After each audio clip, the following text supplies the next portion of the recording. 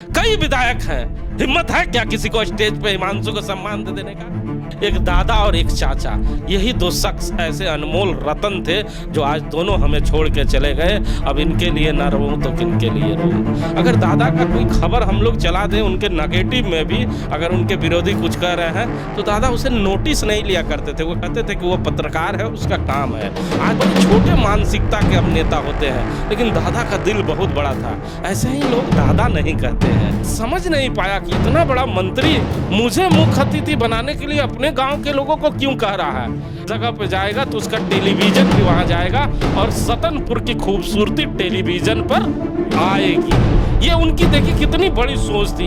एक वाक्य और है, जरूर बताना चाहूंगा। मुझे कहा कि हिमांशु जी आप 2 शब्द रखें। मैंने कहा कि मैं 2 शब्द नहीं रख सकता क्योंकि माननीय विधायक इस जगह पे हैं और मैं क्या बोलूंगा।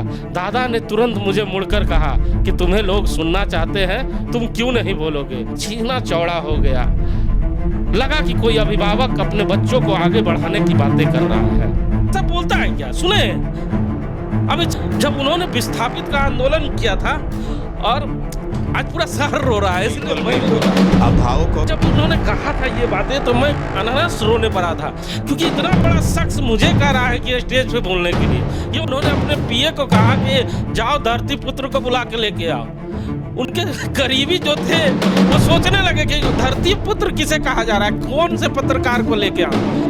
कि वो सवर्ण जाति के थे तो सवर्ण जाति के घर में ही बैठेंगे, वो दलित के घर में भी बैठते थे, वो ओबीसी के घर में बैठते थे। उनके लिए कोई जाति पाति नहीं थी। कि फिर से कोई दादा इस शहर में, इस प्रदेश में पैदा नहीं हो पाएगा जो इतना बड़ा दिल रखता हो।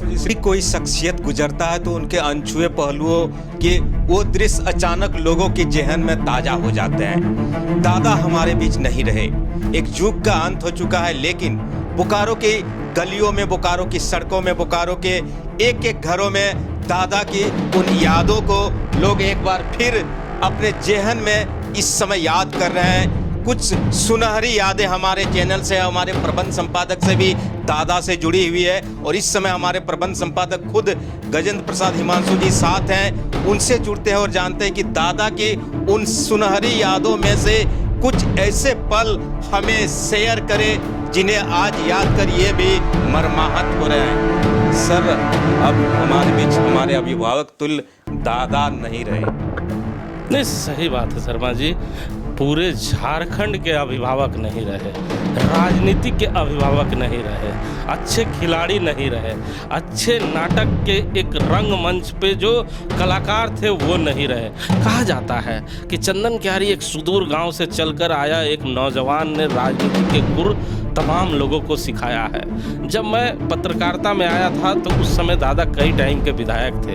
उनके सामने जाने में भी डर लगता था, उनका इंटरव्यू करने में भी डर लगता था, लेकिन जब उनको करीब से देखा और करीब से जानने का मौका मिला तो काफ़ी मन प्रसन्न हुआ और समझने का मौका मिला कि इसे कहते हैं बड़े नेता।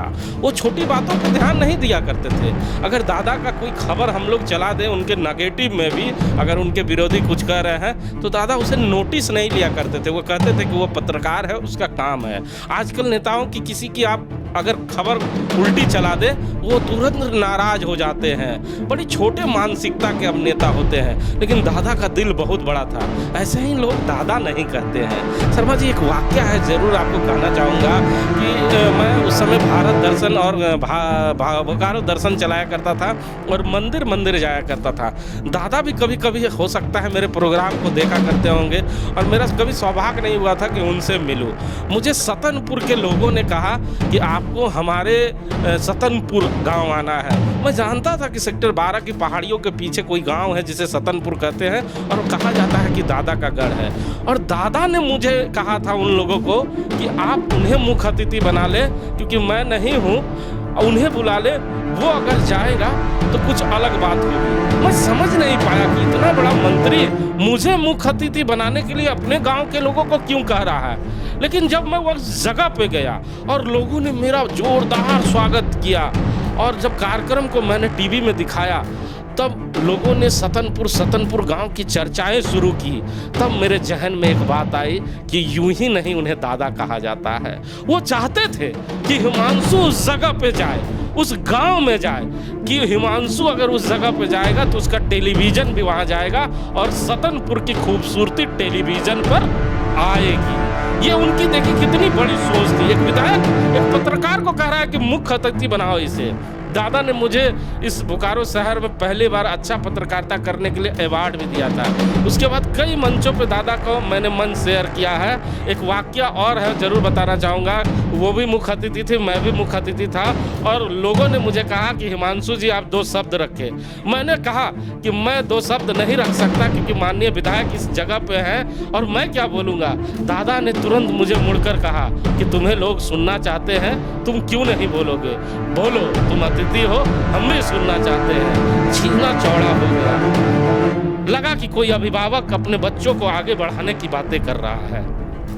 इस पल को मैं याद कर कर भावुक जरूर हो रहा हूं। कोई विधायक ऐसा बोलता है क्या? सुने, अभी चंद विधायकों से आप अगर मिल ले तो वो विधायक एक बार अगर आपसे मिल लेंगे, दोबारा मिलने के लिए आपको समय लेना पड़ेगा।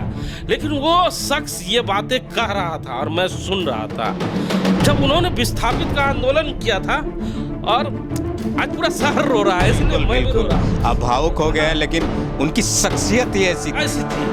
मुझे जब उन्होंने कहा था ये बातें तो मैं अनहरस रोने पड़ा था, क्योंकि इतना बड़ा शख्स मुझे कह रहा है कि स्टेज पे बोलने के लिए। ये उनकी बड़कपन थी। एक विस्थापित आंदोलन उन्होंने किया था, मुझे याद था, लंबे समय के बाद, और उन्होंने अपने पीए को कहा कि जाओ धरती पुत्र को बुला के लेके आओ। उनके करीबी जो थे वो सोचने लगे कि धरती पुत्र किसे कहा जा रहा है, कौन से पत्रकार को लेके आऊं। फिर से 10 मिनट के बाद लोगों ने दादा से पूछा कि दादा कौन पत्रकार को लेके आऊं? तो उन्होंने अपने अंदाज में कहा कि यार धरती पुत्र को लेके आओ, हिमांशु को बुलाओ जो गली गली में जाता है। विस्थापित का आंदोलन करोगे तो गली गली जाना होगा ना।